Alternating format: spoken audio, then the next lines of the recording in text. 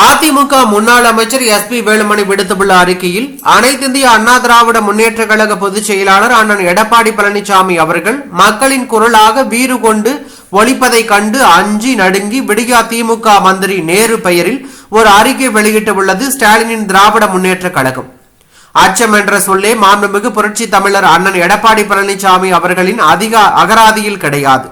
மக்களுக்காக உயிரை கொடுத்தாவது காப்பாற்றுவோம் என்று அண்ணன் எடப்பாடி பழனிசாமி அவர்கள் சட்டப்பேரவையில் கர்ஜித்த போது எதிர்பக்கத்தில் இருந்த மு.க. ஸ்டாலின் தலைமையிலான மொத்த திமுக கூட்டமும் பயந்து நடுங்கியதை தமிழ்நாட்டு மக்கள் பார்த்த பிறகும் எங்களை பார்த்து பயம் என்ற சொல்லை திமுக பயன்படுத்துவது வேடிக்கையின் உச்சம். ஆட்சிக்கு வருவதற்கு முன்னால் பல நூறு கோடி ரூபாய் கடன்களுக்கு சொந்தக்காரர்களான உங்களுடைய குடும்பத்திற்கு தற்போது அத்தனை கடன்களையும் அடைப்பதற்கு எங்கிருந்து பணம் வந்தது? மீண்டும் செல்வ சீமானாக வலம் வருவது எப்படி என்பதை பயமில்லாமல் சொல்வாரா திரு பம்மல் நேரு அவர்கள்? தம்முடைய தம்பி ராமஜெயம் மர்மமான முறையில் கொலை செய்யப்பட்ட பின்பு உயிருக்கு பயந்து 10 ஆண்டுகளுக்கு மேல் பம்மி தெரிந்ததை திருச்சி மாவட்ட மக்கள் மட்டுமல்ல, தமிழக மக்கள் அனைவரும் நன்கு அறிவார்கள். ஆட்சிக்கு வந்து 3.5 ஆண்டுகள் ஆகியும் தன் தம்பியை கொன்ற உண்மை கொலைகாரர்களை கண்டுபிடிக்க துப்பில்லாத நேருவும் துப்பில்லாத திமுக அரசும் அனைத்திந்திய அண்ணா திராவிட முன்னேற்ற கழக பொதுக்குழுவின் வெற்றி கண்டு பொங்குவது வேடிக்கை. உங்கள் ஆட்சியில் நிதி அமைச்சராக இருந்து இப்போதும் அமைச்சராக இருக்கும் பழனிவேல் தியாகராஜன் ஒரு ஆடியோவில் குறுகிய காலத்தில் சுமார் 30,000 கோடி ரூபாயை ஸ்டாலின் குடும்பத்தைச் சேர்ந்த 2 சுருட்டியதாக சொன்னாரே, யார் அவர்கள் என்று பயமில்லாமல் சொல்வாரா பம்மல் நேரு? இந்த 30,000 கோடி ரூபாய் உட்பட உங்களுடைய அனைத்து ஊழல்களும் அம்பலப்படும் என்பதால் ரெய்டுக்கும் வருமான வரித்துறைக்கும் அமலாக்கத்துறைக்கும் பயந்து இந்தியா கூட்டணியில் இருந்தும் கூட பாஜகவின் தலைவர்களில் ஒருவரான மத்திய அமைச்சர் ராஜ்நாத் சிங் அவர்களை அழைத்து கருணாநிதி நாணயத்தை வெளியிட்டு சூரியன் தாமரை கூட்டணியை தமிழ்நாட்டு மக்களுக்கு திரையிட்டு காட்டியவர்கள் நீங்களேதான். டங்ஸ்டன் சுரங்கம் பற்றி பிதற்றி உள்ளார் திரு பம்மல் நேரு. டங்ஸ்டன், கிராஃபைட் உள்ளிட்ட 10 வகை கனிமங்களை அரிய வகை கனிமங்களாக அறிவித்தும் அவற்றை ஏலமிடும் உரிமை மத்திய அரசிற்கு மட்டுமே உள்ளது போன்ற பல திருத்தங்கள் அடங்கிய கனிம வள திருத்த சட்டம் 2023 நாடாளுமன்றத்தில் கொண்டு வந்த போது திமுக நாடாளுமன்ற உறுப்பினர்கள் என்ன செய்தார்கள் என்பதை அச்சமின்றி சொல்வாரா பம்மல் நேரு? மேலும் 2023 அக்டோபர் மாதம் திமுக அரசு மத்திய சுரங்கத்துறை அமைச்சகத்திற்கு எழுதிய கடிதத்தில் டங்ஸ்டன் உள்ளிட்ட அரிய வகை கனிமங்களை ஏலம் விடும் உரிமையை மாநில அரசுக்கே வழங்க வேண்டும் என்று கோரியதை தவிர கனிம வள திருத்த சட்டத்தை ரத்து செய்ய கோரியோ டங்ஸ்டன் சுரங்க ஏலத்தை ரத்து செய்ய கோரியோ ஏன் கடிதம் எழுதவில்லை என்பதை பயமில்லாமல் விளக்குவாரா பம்மல் நேரு?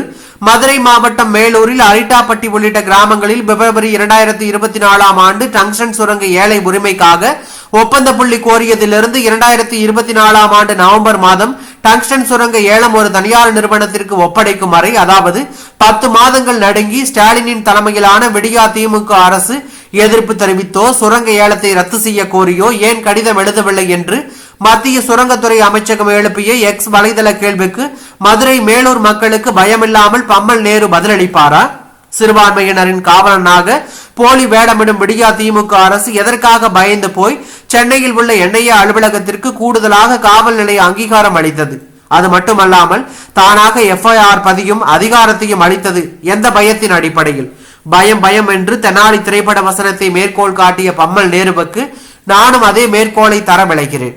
நீட் என்றால் பயம், மேகதாது என்றால் பயம், மத்தியில் ஆட்சி அதிகாரத்தில் இருக்கும் போது கலைஞர் டிவியில் ரெய்டு பயம், குடையின் நிறத்தையே மாற்றி வெள்ளை குடை காட்டும் அளவுக்கு பயம், பிரஸ் மீட் என்றால் பயம், சட்டப்பேரவை என்றால் பயம், நேரலை என்றால் இன்னும் பயம், தற்போது டங்ஸ்டன் என்றால் பயம், சட்டமன்றத்தில் எதிர்க்கட்சி தலைவர் பேச எழுந்தாலே பயம் பயம், காற்றடித்தால் பயம், துண்டுச்சீட்டு பறந்து விடுமோ என்பதால் அதனால் தான் 2 நாட்களில் சட்டமன்றத்தையே நடத்தும் திரு ஸ்டாலின் எங்கள் கழக பொதுச் செயலாளர் புரட்சி தமிழர் அண்ணன் எடப்பாடி பழனிசாமி அவர்களுடைய அறிக்கைகளுக்கு நேரடியாக பதிலளிக்காமல் தனது அடிமை மந்திரிகள் மூலம் பதிலளிக்கிறார் என்பதை பம்மல் நேரு பயமில்லாமல் மக்களுக்கு தெளிவுபடுத்துவாரா?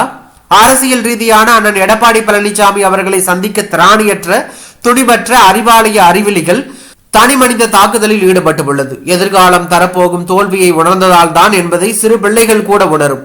திமுகவின் தாதா நான் தான் என்று கூறும் இந்த நபரை அந்த மாவட்டத்தைச் சேர்ந்த மற்றொரு மந்திரியான அன்பில் மகேஷ் மற்றும் எம்எல்ஏக்கள் மதிக்காத நிலைதான் உள்ளது.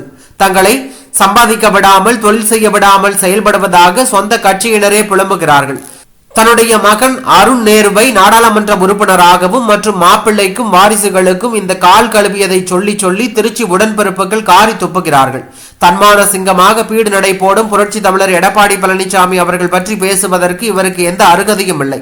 பயம் மட்டுமே உருவான உண்மையான கோளை ஸ்டாலினின் சீனியர் கொத்தடிமையாக இருந்து மாநகராட்சி கவுன்சிலர்களின் அடிதடிகளை கட்ட பஞ்சாயத்து செய்வதையே முழு நேர வேலையாக கொண்டிருக்கும் நேருவுக்கு அனைத்து இந்திய அண்ணா திராவிட முன்னேற்ற கழகத்தை பற்றி பேசுவதற்கு எல்லளவும் அருகதை இல்லை என்று SP வேலுமணி தெரிவித்துள்ளது பரபரப்பையும் அதிர்ச்சியும் ஏற்படுத்தி உள்ளது.